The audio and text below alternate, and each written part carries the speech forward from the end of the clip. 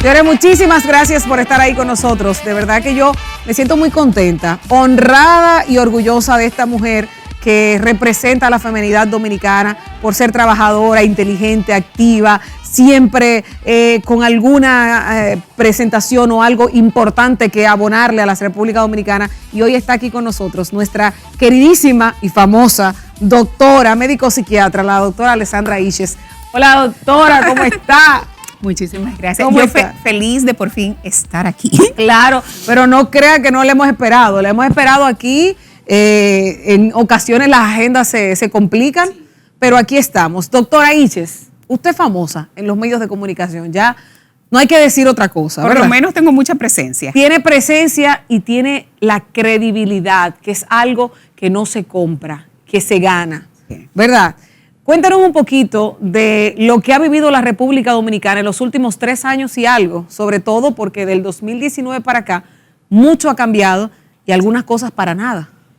Sí, tú sabes que haciendo alusión a ese segmento en donde hay muchas personas y muchos sectores no quieren reconocer, y digo esto, o sea, sectores a nivel mundial no quieren reconocer que nosotros estamos viviendo una nueva etapa, porque tenemos que marcar, así como dentro de la historia hay eventos importantes que te marcan un antes y un después, nosotros tenemos que hablar de antes del COVID y después del COVID. Así es. Cuando estábamos en pleno apogeo, inicio del 20, donde yo estoy segura, obvio, fuera de todo lo que nosotros hemos vivido, que empezamos a tener condiciones preocupantes desde mucho antes. Yo empecé a decir en pleno COVID que la salud mental se iba a convertir en la pandemia de la pandemia, porque primera vez nosotros, esta humanidad, tuvo la oportunidad de vivirla, porque la última fue hace 100 años, precisamente, bueno, hace 100 años porque era 18-20. Sí.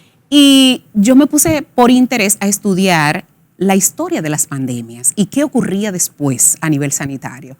Es donde saco un fragmento y me dice claramente, estudiando desde 10 y 12, desde 1000 y 1200 años atrás, de que después de la pandemia sanitaria venía la pandemia de salud mental. Incluso, siempre pongo un ejemplo que muchas personas se ríen cuando digo, el primer trimestre, cuando estuvimos COVID, las pruebas se agotaron. Pregunta ¿por qué? ¿Por qué? No eran de personas positivas, eran de personas que empezaban a tener trastornos de ansiedad, somatizaban o eran altamente hipocondríacos, tenían una condición de salud mental. Sentían que estaba enfermo. Y sentían que estaba enfermo, cuando claro, iba con todos los síntomas, había que hacerle la prueba. Claro. Y cuando en realidad llegaban los casos reales, no había prueba para hacérsela. Y por eso nosotros tuvimos esos baches en donde se puso tan difícil. Pero, ¿qué ocurre? Se postergó mucho lo que era la intervención, porque aparte de dar prioridad a lo que era la atención médica, debió conjuntamente de prepararse a todo el equipo para nosotros dar a la par atención por salud mental. Se disparó lo que fue el consumo de bebidas alcohólicas. De hecho, en el primer semestre de la pandemia murieron más personas por ron adulterado, por alcohol adulterado que por COVID. Tú ibas a los supermercados y encontrabas las góndolas en el medio de los pasillos de bebida alcohólica y tú encontrabas los tramos de la comida llena. O sea, era algo como imposible. Y yo la gente estaba muy ansiosa para tener algo que lo calmara. Porque en ese momento, obvio, el cerebro identifica algo que baje los niveles de estrés y el alcohol es algo que está muy a la mano. Se disparó el consumo de sustancias, aunque la gente no lo crea. Yo que soy especialista en adicciones, te lo puedo decir. La tecnofilia. Hay niños que les tocó empezar sus primeros años de vida de interacción social en pandemia. Y esos son los niños que tienen ahora dificultad para entablar una comunicación y una conversación y relaciones con sus amiguitos, con sus pares. Hay niños que no han podido volver a la escuela porque desarrollaron en este caso lo que fue un aislamiento selectivo o se quedaron pegados de lo que fue el tema de la tecnología, o sea, ahora mismo la adicción a la pornografía, juegos de azar vía internet, o sea, fue un desastre. Ahora mismo estamos con lo que es la pandemia de la repandemia, que es la depresión y la ansiedad. Depresión y ansiedad. Depresión y ansiedad. Esa es la nueva pandemia que tenemos ahora. De hecho, estaba estipulado que para el 2030 la depresión se iba a convertir en la enfermedad más discapacitante a nivel mundial y actualmente lo es. ¿Por qué? Si le importantizáramos en este caso la definición epidemiológica de pandemia, ¿qué tú me dirías cuando yo tengo 400 millones de personas con una enfermedad? ¿Qué es? Cuando yo te digo que hay más de 350 millones de personas con un diagnóstico de ansiedad y resulta que solamente el 10% de los que tienen una condición de salud mental son los que tienen derecho a un diagnóstico. Pero de ese 10% que está diagnosticado, solamente un 3% tiene tratamiento. ¿Por qué? ¿Por temas económicos? Por temas económicos, poca accesibilidad. Nosotros, si habláramos de República Eso es hablando Dominicana, a nivel mundial, ¿verdad? Pero si habláramos vamos a caer aquí al patio. Si hablamos de República Dominicana, esto es un rosario. Miren, lo primero es que si nos vamos al censo del 2010, nosotros tendríamos que tener 1.500 camas para pacientes de salud mental. ¿Cuántas tenemos? Menos de 80. Caray. Ok. Resulta que no tenemos hospital psiquiátrico. Yo estoy abogando por un hospital psiquiátrico, que la gente entienda que no es un manicomio, porque se ha querido tergiversar lo que es la intención de que el paciente de psiquiatría tenga una atención exclusiva, especializada, porque uno de mis argumentos es, si hay un hospital traumatológico, si hay un hospital pediátrico, si hay un hospital oncológico, ¿por qué no un hospital psiquiátrico? Los pacientes de psiquiatría pierden aproximadamente 2 décadas de su vida, o sea, mueren primero que el resto. ¿Y por qué? Porque son pacientes de difícil manejo, de difícil abordaje y regularmente cuando le llegan sus enfermedades orgánicas o comórbidas no tienen el abordaje adecuado o porque el médico no se siente con la capacidad de hacerlo o porque dentro de su condición psiquiátrica, si dice que le duele algo, muchas veces el que está a su lado o familiar puede decir que eso se lo está inventando. Claro. O sea, yo quiero que nos pongamos del lado del paciente. Imagínate que tú tengas un diagnóstico de bipolaridad, de esquizofrenia, que te hace tener un pensamiento distorsionado, que de verdad te esté doliendo el estómago, que tú digas que te duele y a ti nadie te crea. Nadie te lo puede creer porque ya... Porque dicen que no, que eso se lo está inventando. Sí. Porque también hay unos mitos aquí de que eso no es importante o no tiene tal vez el aval social. Claro. Pudiera ser eso. Definitivamente. Pero yo creo que la parte de sensibilidad para este sector tan importante, porque mira, el 20% de la población dominicana tiene una condición de salud mental diagnosticada. El 20%. La que está diagnosticada. O sea, caray, que si nos vamos al censo del 2010, ay, Dios 10 mío. millones de personas, hay 2 que están afectadas. Sí. ¿Verdad? Pero resulta que en ese grupo no están aquellas personas que tienen alguna condición secundaria a una enfermedad médica. Ejemplo, hay patologías como el hipotiroidismo, como después de tú recibir un tratamiento de quimio y de radioterapia, tú quedas con algunas secuelas que pueden dejarte un trastorno psiquiátrico de base, como una depresión, una ansiedad, un trastorno del sueño. Los accidentes cerebrovasculares, claro, los ACV, las trombosis, como le dicen la gente, dejan como secuela la labilidad afectiva y una depresión. El Parkinson debuta con una depresión. O sea, el Parkinson, las personas que tiemblan, que tienen esa alteración motora, desde el inicio no debutan con eso, debutan o con irritabilidad, con agresividad, con alucinaciones, con depresión, o sea, con que insomnio. una situación te lleva a la otra. A la otra, exactamente. Incluso pacientes que hacen procesos quirúrgicos complicados y en ocasiones por un efecto tóxico, en este caso de algún anestésico usado, quedan con una alteración psiquiátrica. Los pacientes que tienen accidentes y tienen traumas cráneoencefálicos, que quedan después de eso muy agresivos. Los pacientes que sufren de epilepsia. O sea, no basemos que el gran problema solo es el paciente psiquiátrico puro, porque si es así, todo el mundo en algún momento de su vida puede tener una condición de salud mental.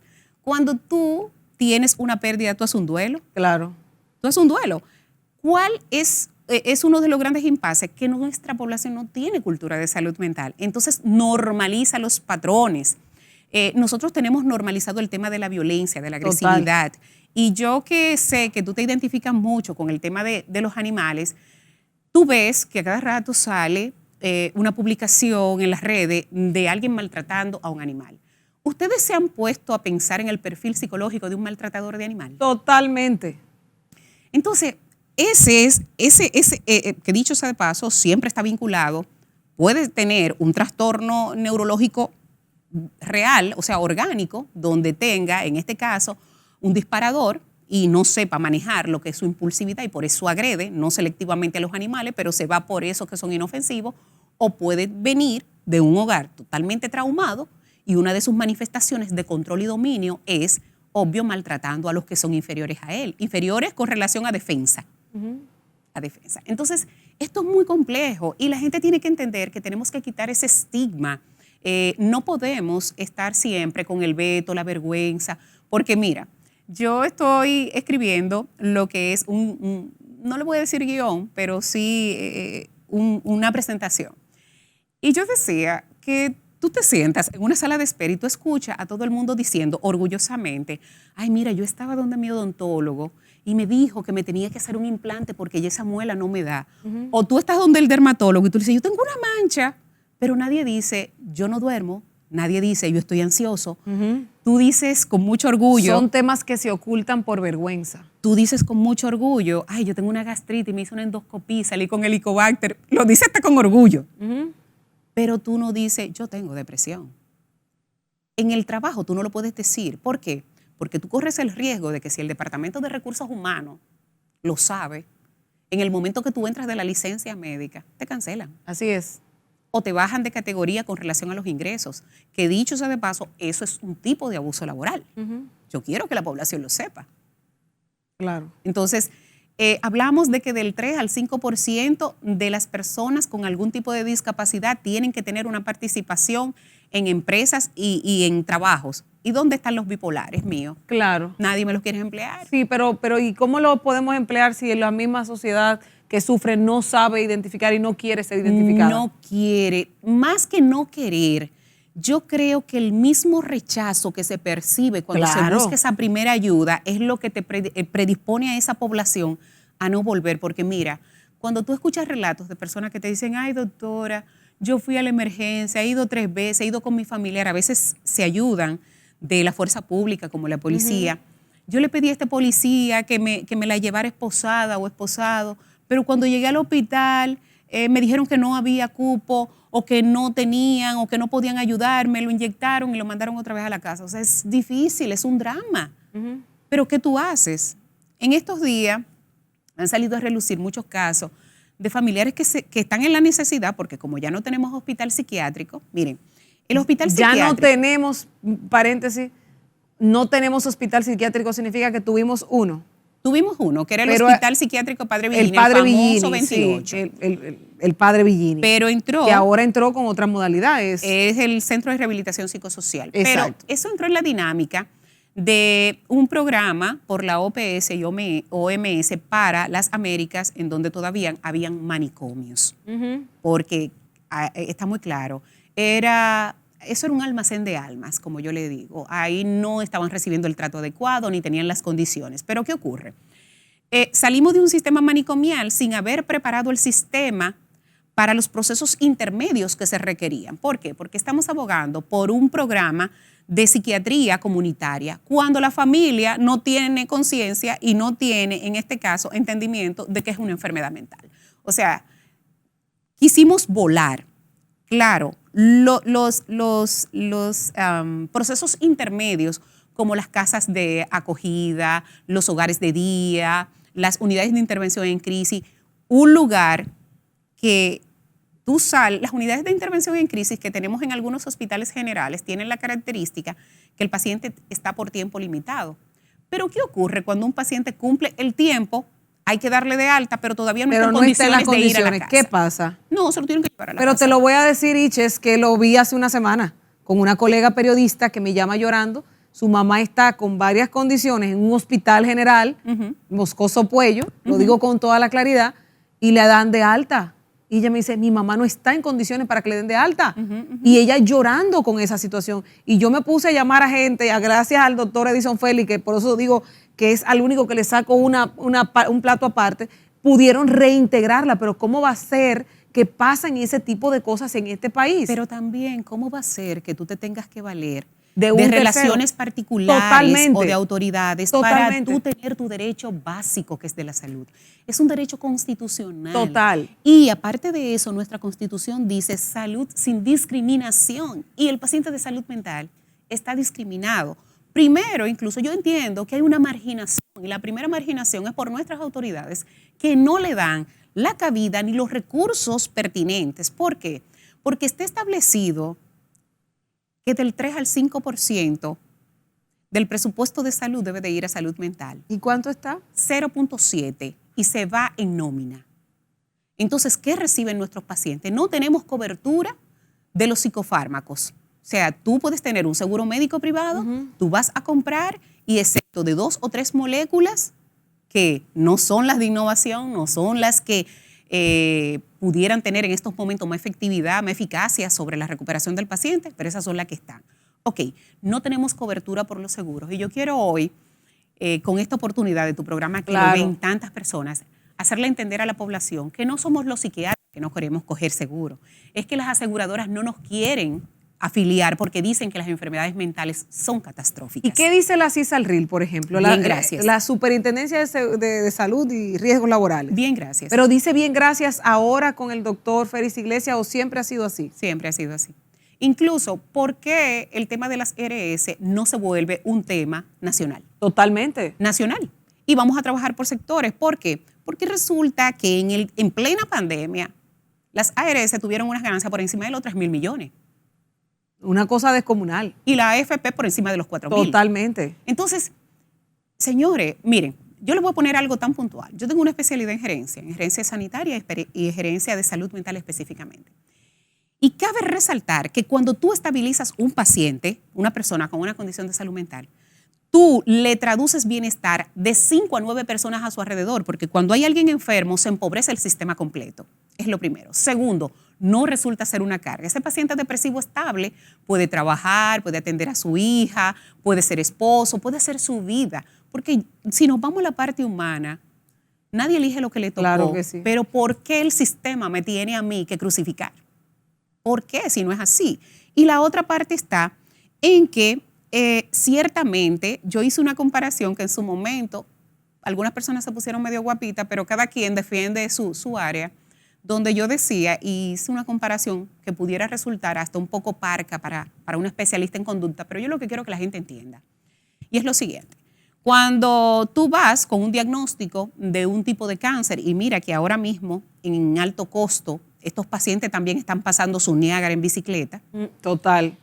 Pero ¿qué te digo? Y al pobre presidente le dicen unas cosas en unas cifras que no cuadran, presidente. Yo me atreví a decir en un programa, porque yo sé de la calidad humana del presidente. Sí, sí. Y yo me atreví a decirle yo le dije, yo quisiera saber si el presidente de verdad sabe cómo tratan a sus colaboradores, cómo están tratando a su pueblo.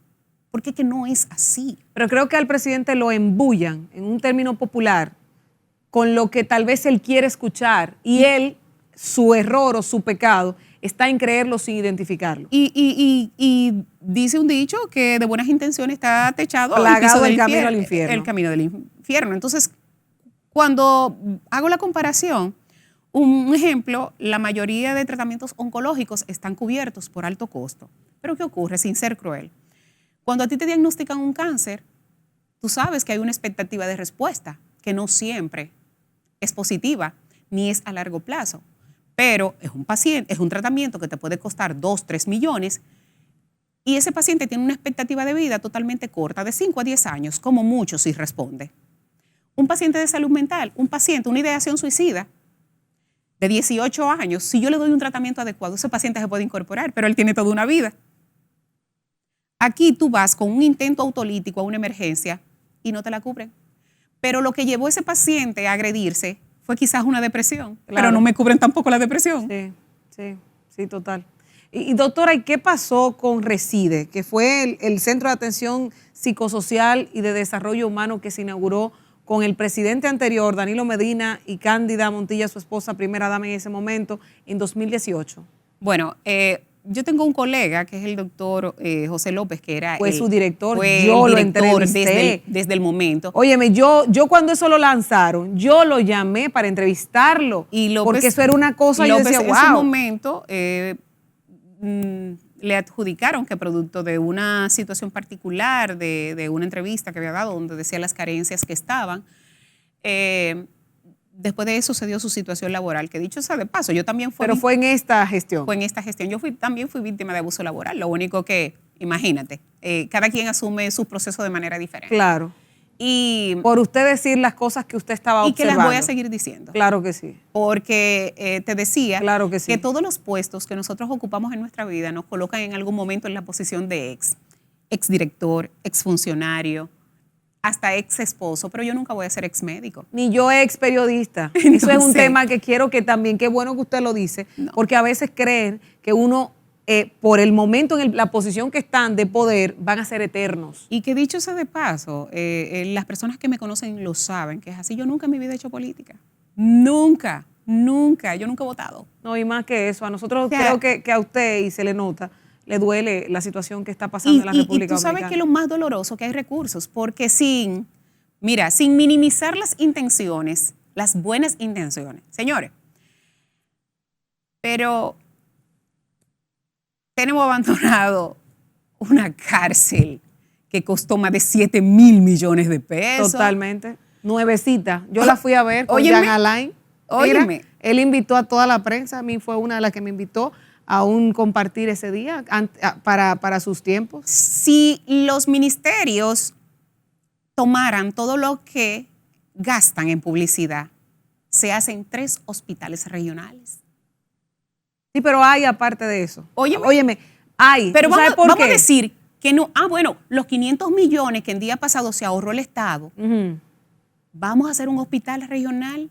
No. Antes, cuando existía el hospital psiquiátrico. El mismo ministro de Educación que preparó sus libros, como él era director y dueño de una universidad, junto con la vicepresidenta, que también es administrativa, y le dieron los libros a las universidades para hacerlo, se ahorraron 3 mil millones. ¿Cuántos hospitales se pueden hacer con eso? Pero mira, escúchame, antes cuando estaba el hospital psiquiátrico, tú podías estar en lo más inhóspito de Puerto Plata y tú decías, si tenía un paciente, voy para el 28. Sí. Tú podías estar en Higüey, donde sea, tú tenías un lugar de referencia. Ahora mismo ocurre que tú tienes un paciente y tú dices, pero ¿y dónde lo llevo? ¿Dónde lo llevo? No queremos lugar de almacenar gente, queremos lugar donde hayan camas suficientes para una buena rotación, porque otro tema es que la mayoría de las unidades de salud mental, y todos lo saben, se manejan y se mantienen por la gracia y la buena voluntad de los laboratorios. Así es. Porque no teníamos, bueno, acuérdense que yo dejé todo esto en febrero, no teníamos un abastecimiento idóneo por en este caso, por lo que era el hospital o quien se encarga de suministrar, por suministro, vamos a decir. ¿Y qué ocurre? Todos en algún momento, y mis colegas lo saben, aunque no salgan a decirlo, nosotros pedimos para los pacientes. Imagínese. Nosotros pedimos para ellos. Imagínese usted. Sin embargo, ahora mismo todo el mundo está un poco rezagado. Y yo dije, miren, señores, hay cosas que debemos de darle prioridad. El COVID nos enseñó que vivimos con poco. Vamos a encontrar ese objetivo de vida, porque es tan triste tu pasar y tú ni siquiera ser un recuerdo para aquellas personas que son cercanas tuyas. Y no se trata de egos. Es que tú ves la cara y el dolor ajeno. O sea, estamos hablando de la vida, estamos hablando de que cuando hay un paciente deambulando, yo me quedo pensando y yo digo, ¿será de la capital? ¿No será de Santiago y salió a caminar y su familia lo está buscando por allá? ¿Tendrá hijos? ¿No tendrá hijos? Porque hay algo que aclarar. No todo el que deambula es paciente de salud mental, porque hay antisociales, hay personas en situación de calle que han tomado la indigencia como su modo de vida, de sobrevivencia. Mira tú. Claro, porque quieren decir que todos los indigentes son pacientes. No, esos son los menos. Esos son los menos. Y tú lo identificas muy fácil, porque en los semáforos tú lo que consigues. Pero no hay voluntad. Acuérdese, doctora, lo que dijo el ministro de Salud cuando una persona que supuestamente era un enajenado mental le lanzó una piedra a un joven manejando que perdió la vida. ¿Se acuerda de eso, la 27? Claro. ¿Qué dijo el ministro de Salud? Nosotros no tenemos la autoridad para sacarlo de las calles. Claro, pero tiene al Ministerio Público que también pudiera... ¿Tiene o no tiene la potestad? Nosotros tenemos una ley que es la 1206, donde hay un acápite, un artículo donde nos da potestad para hacer lo que se llaman ingresos involuntarios. Los ingresos involuntarios son aquellos que yo como especialista, yo como médico, yo como autoridad no tengo que esperar que venga familiar, que venga nadie, yo cojo a esa persona porque si necesita atención. Si necesita atención, pero ¿de dónde lo llevo? Exacto. En el Ministerio de Salud pública, el Departamento de Salud Mental, hay un departamento que se supone que es para este tipo de cosas, pero ¿qué está haciendo? Así mismo. No, la verdad es que nos quedamos cortos. Pero vamos a hacer una pausa, doctora, porque cuando regresemos seguimos hablando no solamente de esto, sino de cómo hacer o qué respuesta darle a la gran cantidad de personas que está buscando dónde incluir o recluir a una persona con problemas psiquiátricos. Sigamos ahí, ustedes no se muevan, compartimos aquí con la doctora Alexandra Iches, médico psiquiatra, que siempre tiene demasiadas cosas que aportar. No se muevan.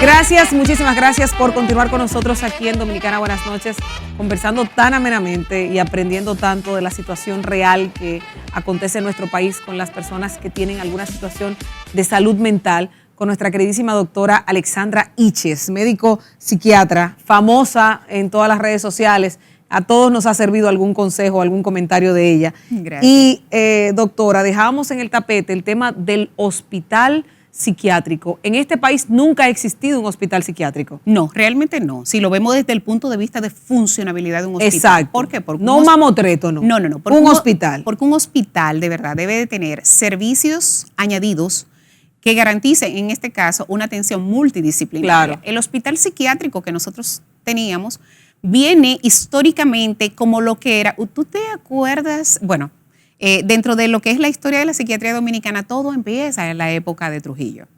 Y por supuesto, yo no sé si ustedes se acuerdan que había una denominación del famoso manicomio de Nigua, que luego fue trasladado para acá, pero resulta que el manicomio de Nigua no era más que un lugar en donde llevaban personas a torturar o eran presos políticos y que al final se revestía como si fuera una condición de salud.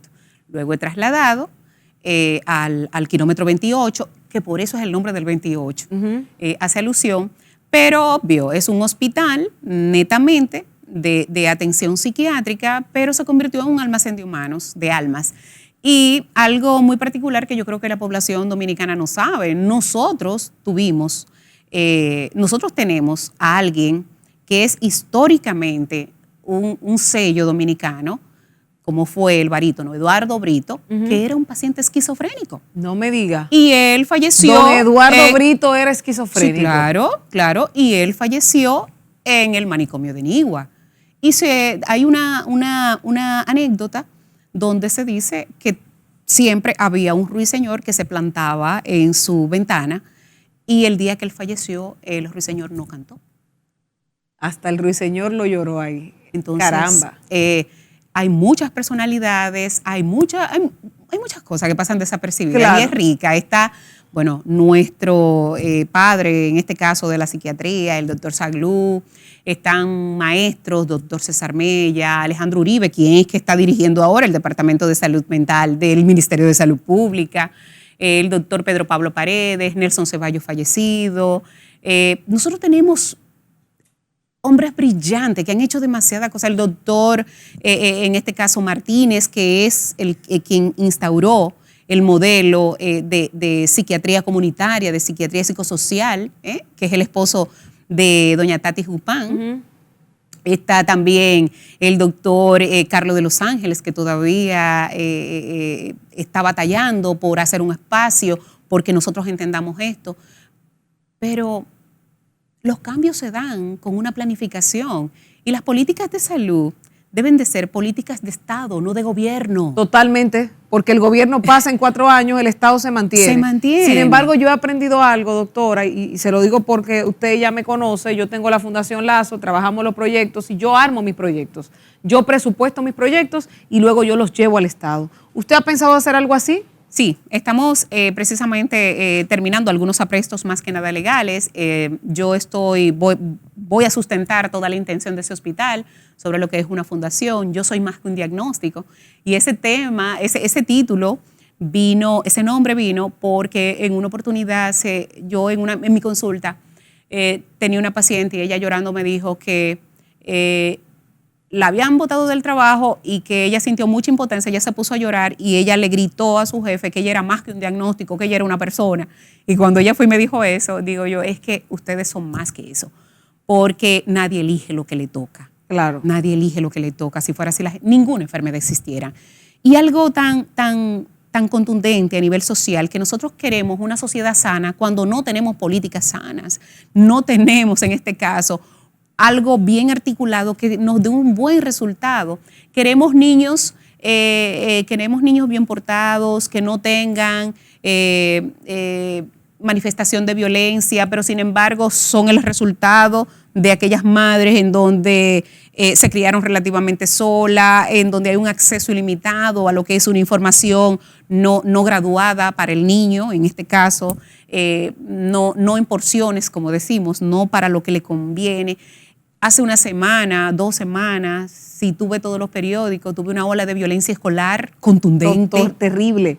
Terrible, parecería una manada cayendo una por la otra. Sí, o sea, comportamientos totalmente bizarros, manifestaciones. ¿Qué pasa, doctor? ¿Eso es producto de la misma pospandemia? ¿Eso es algo que está pasando en el ambiente? ¿Eso es porque no hay políticas públicas para trabajar con los temas de la familia? ¿Por qué? Mira, lo que pasa es que para hablar de salud mental y salud mental colectiva tenemos que hablar de varios sectores y todos tenemos que estar compaginados, bailando el mismo tango.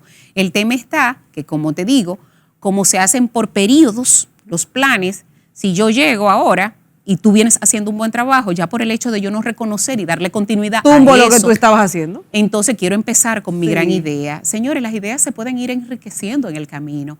Y aquí no se trata de quién es de qué forma yo contribuí, punto. Porque tú ocupas un lugar y tú te vuelves, en este caso, la voz de quien no puede ser escuchado, pero también tú eres un gestor, tú eres un mediador, tú canalizas, porque eso no es tuyo.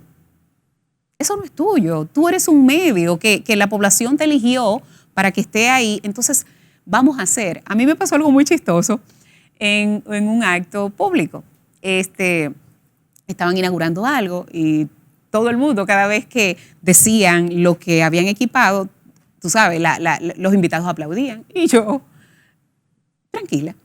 En una, el maestro de ceremonia, porque yo estaba en la primera fila, lamentablemente, el maestro de ceremonia dice, doctora, ¿no le gusta todo lo que estamos diciendo de lo bueno que hemos hecho? Y digo yo, pero es que eso es lo que deben de hacer. Yo no puedo aplaudir las buenas obras, ni yo tampoco debo de aplaudir que tal director o tal ministro está haciendo las cosas bien, porque para eso fue elegido. Claro. Ahora bien, nuestras autoridades, nuestros diputados, senadores, directores, ministros, si fueran un poquito más inteligentes, y con esto no estoy diciendo que sean lo contrario, un poquito más de lo que son, si prestaran oído a las grandes quejas, porque las grandes construcciones en lo que son gerencias se hacen con las quejas de los colaboradores. Totalmente.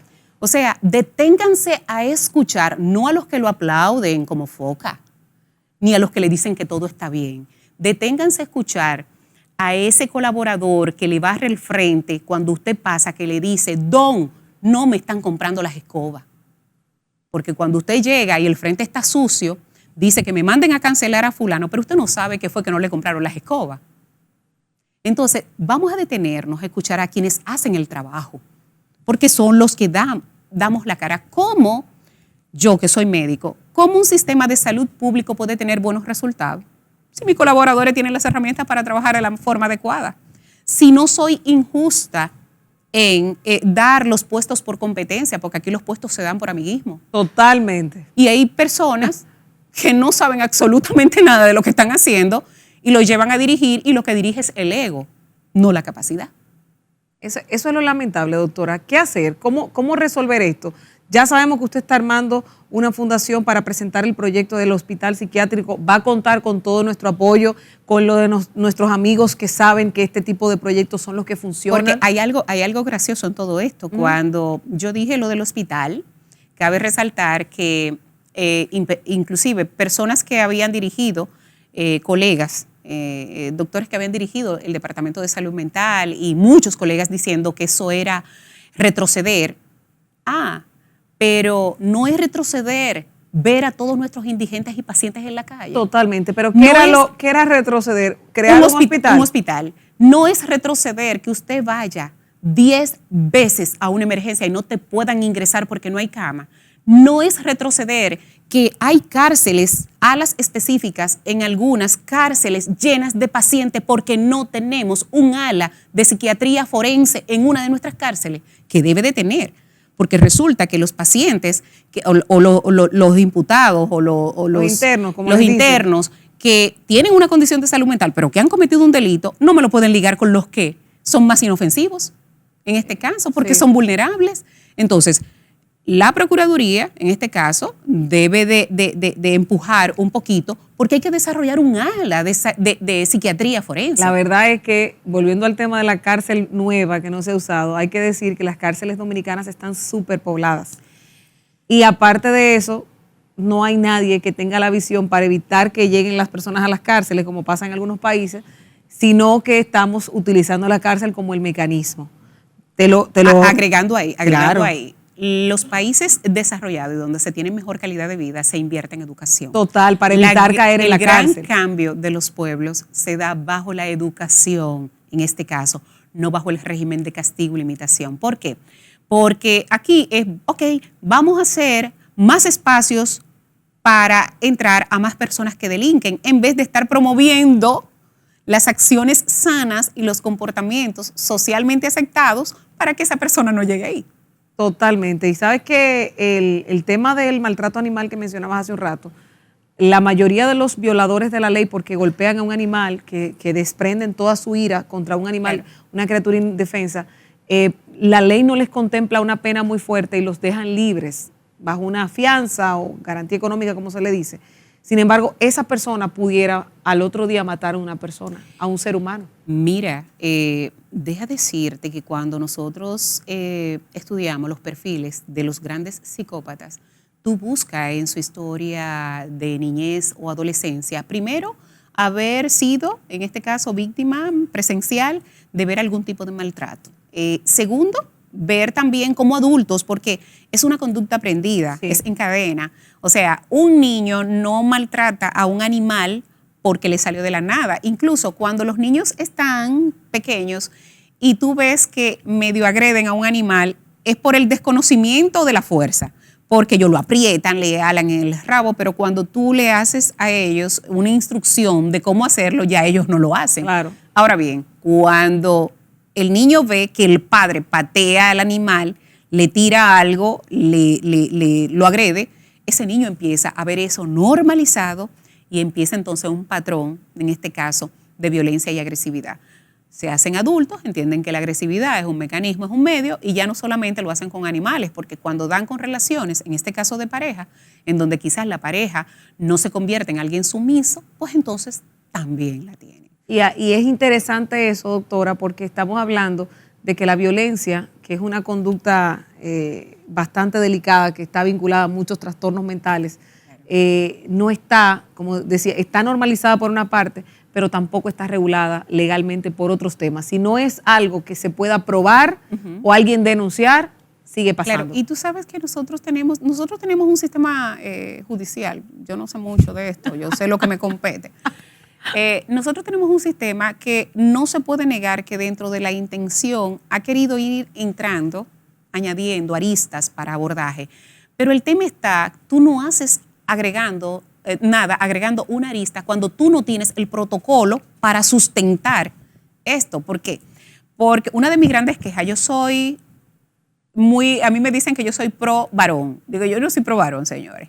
Y hubo una oportunidad que alguien en un programa me dijo que yo tenía, que yo era machista. Digo yo, mira, yo nunca voy a ser machista, porque el machismo es una conducta inherente al macho y yo soy hembra. O sea, Ajá. Nunca. No voy a ser machista nunca. Ahora bien, tenemos que tener en este caso lo que son conductas de consecuencias igualitarias. ¿Por qué? Porque nuestra sociedad, fuera de que hasta por cerebro, hasta por composición bioquímica corporal, el hombre y la mujer tienen respuesta totalmente diferente, nosotros vemos episodios de agresividad y de violencia femenina hacia los masculinos y no hay consecuencia. No hay consecuencia. Pero si es un hombre, ese hombre sí tiene que ir al centro conductual, tiene que tomar charla, pero la mujer no. Una mujer va a poner una denuncia, aunque claro, tiene su traspiés, pero es asumida inmediatamente. Un hombre va y pone una denuncia y se burlan de él. Totalmente. Entonces, mira, la verdad es que cuando analizamos el contexto general, la República Dominicana tiene mucho trabajo que hacer. Yo creo que si de verdad, ahora mismo, que estamos en un apogeo político, sí. Mire, el que desarrolle un buen organigrama de abordaje de políticas públicas sanitarias se lleva el gol estándar. Ojalá que lo escuchan, que como estamos en pre-campaña, quizá ojalá, pero que no sea por moda, porque entonces si lo elegimos y gana y se queda ahí, volvemos a lo mismo y cada 4 años lo mismo. Doctora, de verdad. Bueno, yo me quedo corta con usted, le dije. Yo súper encantada, ya yo sé que esta es mi casa. Totalmente, y no solamente eso, yo estoy segura que los animalistas cuando vean esta parte, la van a cortar y van a decir, mira, esa es nuestra. Mira, déjame decirte que yo soy, y mis usuarios lo saben, cuando un paciente mío va a emigrar o cuando se va de viaje por más de 15 días o cuando tiene que irse lejos, yo soy la primera que hago certificaciones para acompañamiento de mascota por un tema emocional. O sea, eso es básico y yo he peleado con aerolíneas. Digo yo, en vagón sí no va, es arriba. Él pesa menos de 16, o sea, yo soy de las que me sé. Pero si son grandes y están indicados por una doctora como ella, exacto, la gente de Arayet le está dejando ya. Sí, sí, también. Para que sepan, valga la cuña ahí. Sí, déjame decirte que yo me sé mis estipulaciones por aerolínea. Yo le digo, mire, él tiene menos de 16 libras, él puede ir arriba. Pero no, me parece sensacional, doctora, de verdad, mil gracias. Claro. Nosotros vamos desde aquí a abogar por ese hospital psiquiátrico y ojalá que pueda ser usted la que ese proyecto lo encamine, lo impulse y lo inaugure, porque sabemos que vamos para allá. Hay mucha gente de buena voluntad y yo les voy a decir algo. Yo sé que el pueblo lo necesita. Y yo dije que este va a ser el hospital del pueblo o el hospital de la vergüenza. Mira qué interesante, me gusta eso. A la doctora Alexandra Iches, médico psiquiatra, ha estado con nosotros compartiendo esta entrega especial aquí en Dominicana. Buenas noches. Gracias, doctora, de nuevo. Gracias a ti. Gracias a ustedes por habernos acompañado. Nos vemos en la siguiente entrega. Bye, bye.